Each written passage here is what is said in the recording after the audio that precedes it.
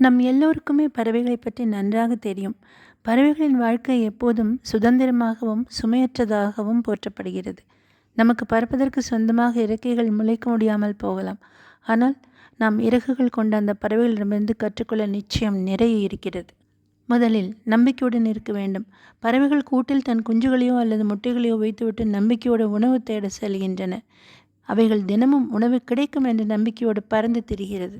நம்முடைய உண்மையான வண்ணங்கள் அல்லது குணங்கள், தன்மைகள் பிரகாசிக்க தயங்கக்கூடாது.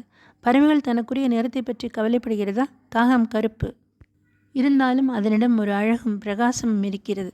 அதே போல நாமும் இந்த வாழ்க்கை படத்தை கண்டிப்பாக கற்றுக்கொள்ள வேண்டும். பறவைகள் தாங்களாகவே இருக்கவும் நாம் நாமாக இருக்க பழகிக்கொள்ள வேண்டும்.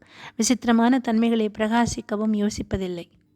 எந்த பறவையும் மற்ற பறவையுடன் போட்டி போட்டுக்கொண்டு அந்த பறவை அப்படி வாழ்கிறது, நானும் இப்படி வாழ வேண்டும் என்று நினைக்கிறதா? இல்லை. மனிதன் அப்படி நினைப்பதால் தான் நிறைய கஷ்டங்களுக்கு ஆளாகிறான். சுய புத்தியை எப்பொழுதும் நாம் தொலைத்து விடவே கூடாது. பறவைகளைப் போல நல்ல பெற்றோராக இருக்க வேண்டும். தன் குஞ்சு எந்த மரத்தில் இருக்கிறதோ அந்த மரத்தை கண்காணித்து கொண்டே இருக்கும் பறவை. கூட்டம் கூட்டமாக உட்கார்ந்திருப்பதை பார்த்திருப்பீர்கள்.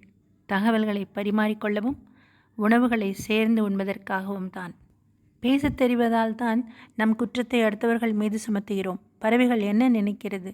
தானும் மகிழ்ச்சியாக இருந்து அடுத்த பறவைகளையும் மகிழ்ச்சியாக வாழ வைக்கும். ஒரு பறவை இறந்துவிட்டால் கூட்டமாக கூடி மற்றவர்களுக்கு அந்த தகவல்களை தன்னுடைய கூவல் மூலம் தெரிவிக்கும்.